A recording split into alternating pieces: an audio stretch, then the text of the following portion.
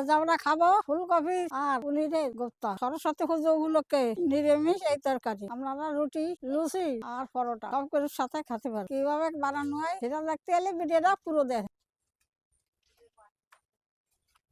প্রথমে আলু এবং ফুলকপিটা সেদ্ধ করে নিতে হবে, হালকা করে সিদ্ধ করে নিতে হবে। এই এখন নামিয়ে দেবো।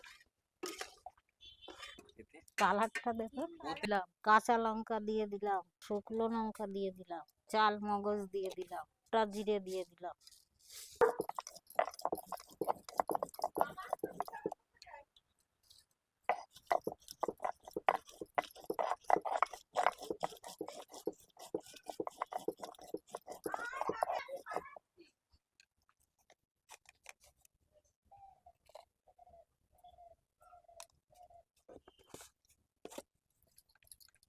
কড়াইতে তেল দিয়ে দিলাম, পনির একটু হালকা ভেজে নিলাম।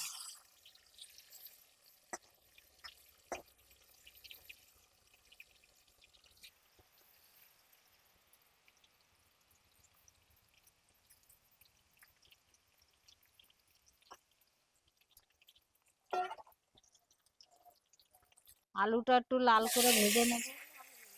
আলুটা দিয়ে দিলাম, লাল করে নামিয়ে দিলাম। হয়ে গেছে আলু ভাজা।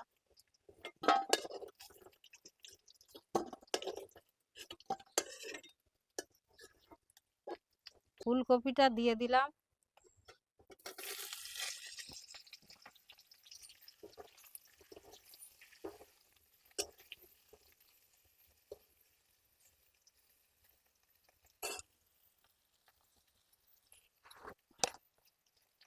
কিরকম কালার হয়ে যায় দেখছি।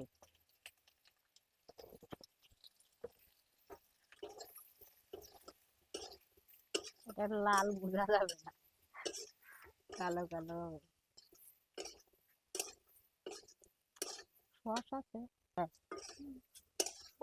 নামিয়ে দিলাম। হয়ে গেছে ফুলকপি। সবকিছু হালকা ভাজতে হবে।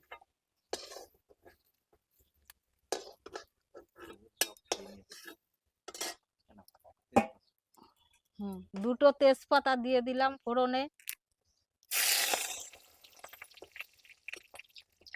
এবার মশলাটা দিয়ে দেবো।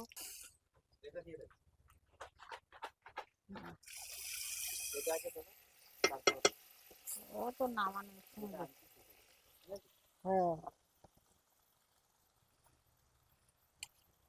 দিয়ে দিলাম একবারে।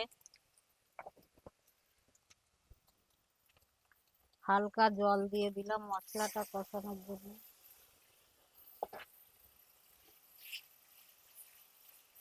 পনিরটাকে ভাজার পরে গরম জলে রাখছি যাতে নরম থাকে। এবারে দাঁড়াও, আলু দিয়ে দিলাম। ফুলকপিটা ঝোলটা ফুটবে তখন দেবো। হয়ে গেছে, ঝোল দিয়ে দেবো। ডিম হয়েছে নাকি দেখে আসো। গোটা গরম মশলা দিয়ে দিলাম, লবঙ্গ, এলাচ, দারচিনি।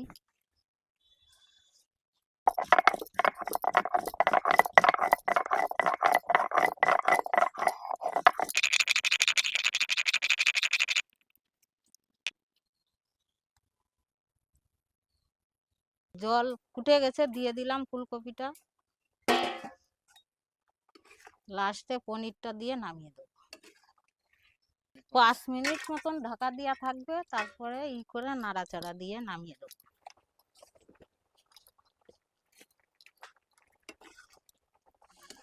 দিয়ে দিলাম পনিরটা। সামান্য একটু চিনি দিয়ে দিলাম, টেস্টটা ভালো হবে। গরম মশলাটা দিয়ে দিলাম, নামিয়ে দেবো। দে অল্প দে তো সস। সস দিয়ে দিলাম অল্প।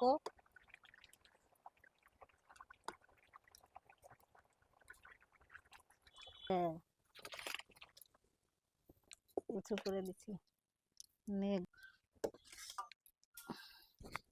এই যে আমি ফলের তরকারি খাচ্ছি, আপনারাও খান।